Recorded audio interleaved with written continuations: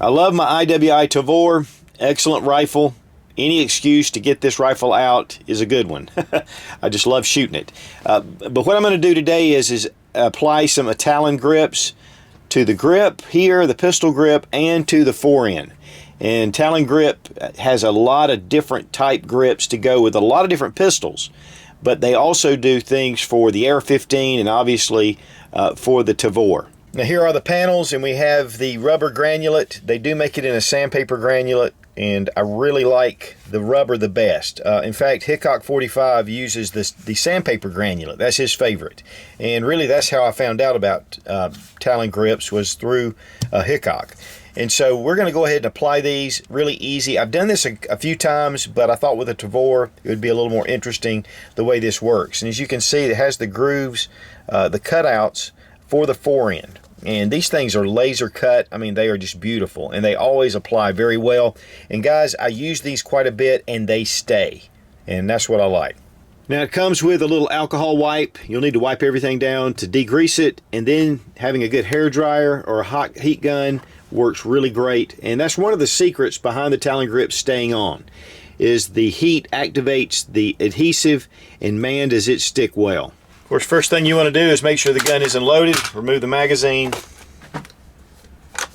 check the chamber, and it's empty. Of course, we're going to get our alcohol wipes out, and it does come with two.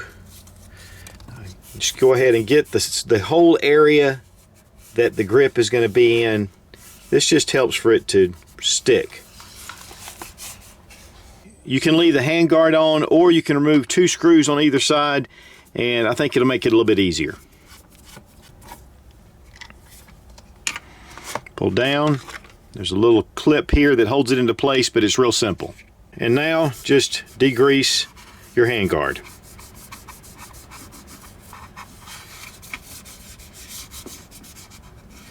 And we're going to let those dry.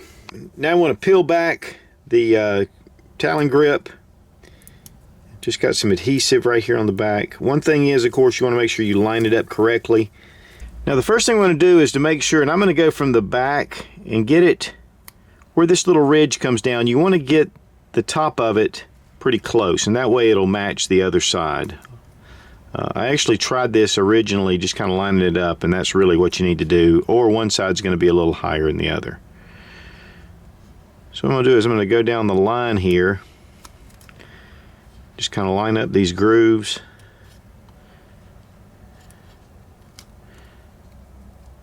And then this little small thin line.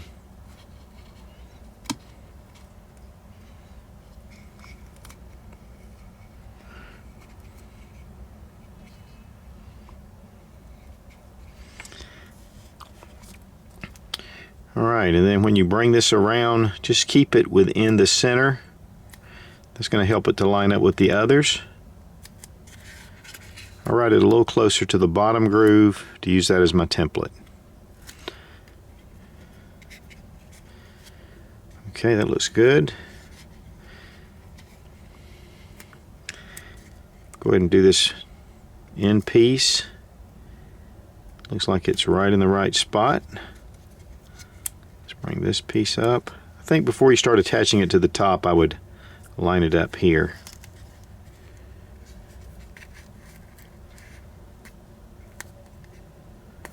Go ahead and get a good look. Make sure that you're lined up. You can do some adjusting if you're off, and it is a little bit forgiving. Now we're going to apply the heat.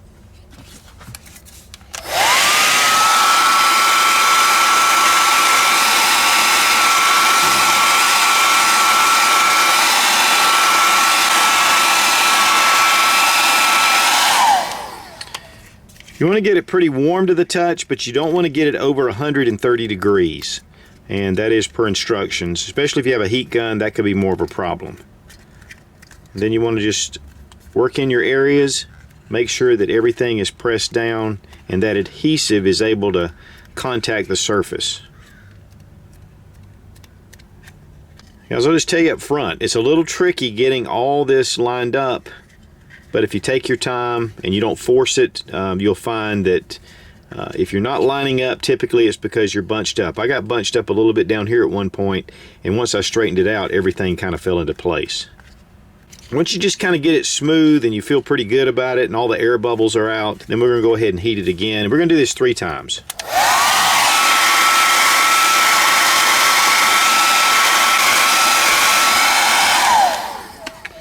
All right, go ahead and get started again. Just pressing down. It actually molds into areas, especially areas that have any texturing. It'll mold into them. There wasn't much texturing in between, but that helps it adhere. One final time.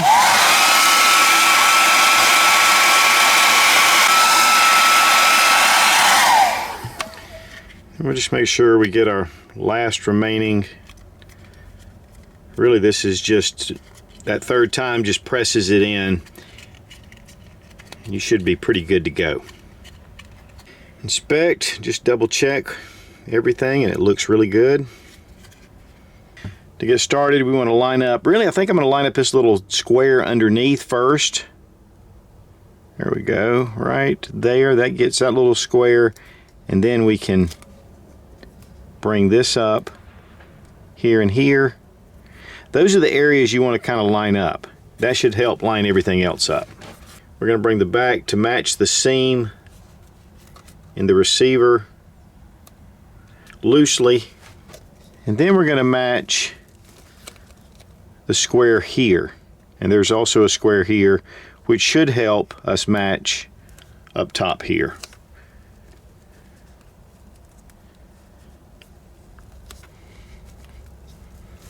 And then we just bring the front strap around.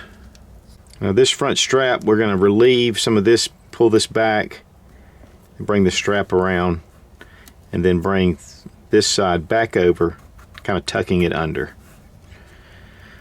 Now we're just going to press it down, get it good and started, and then we're going to apply heat. Just kind of getting it good and in place. Alright, once you feel pretty good about the way everything's lined up and you've kind of visually inspected it, go ahead and apply your heat.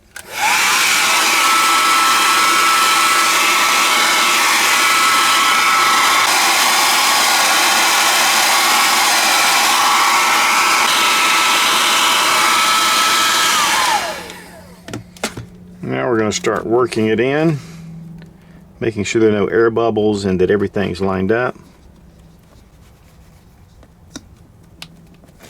Really paying close attention to the outside seams. Those are the places that would tend to come up, if anything. So just get those outside seams. And then right here where the tuck occurs. That heat activates the adhesive, so it's going to really start to mold. And it is.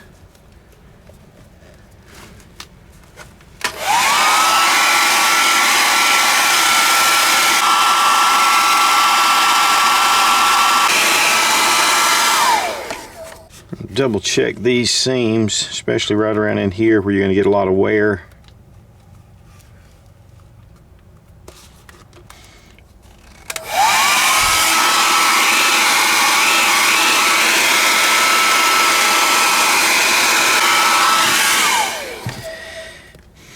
Not taking shortcuts really helps this to last a lot longer, and so I heat it 3 times, and I recommend you do the same. Alright, that really looks good. I like the way it feels. This is going to be a really nice addition. Reattach the foregrip.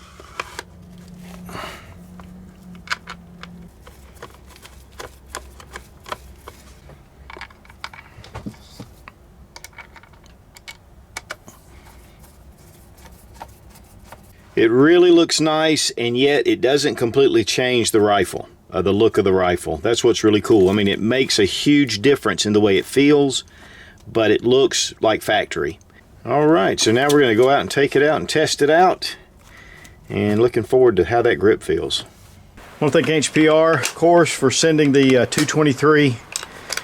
Excellent ammunition. Keeps fun gun reviews rolling.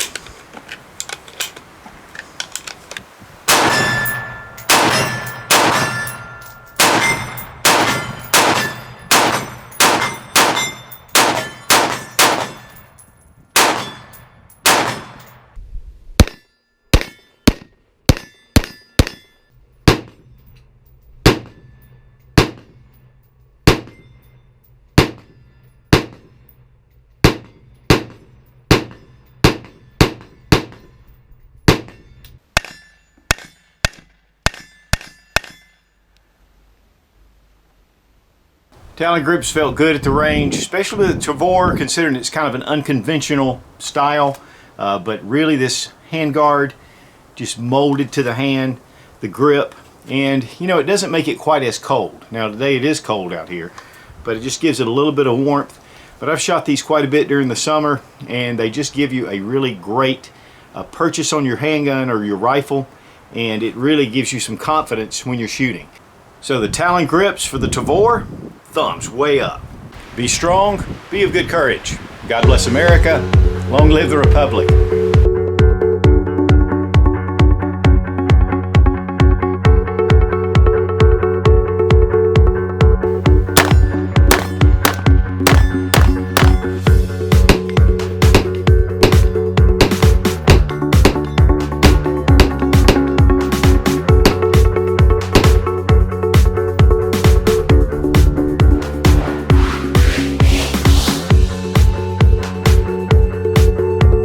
Man, it's windy out here. Good night. The texturing, I love the whole deal, Ready to rumble, baby. Yeah.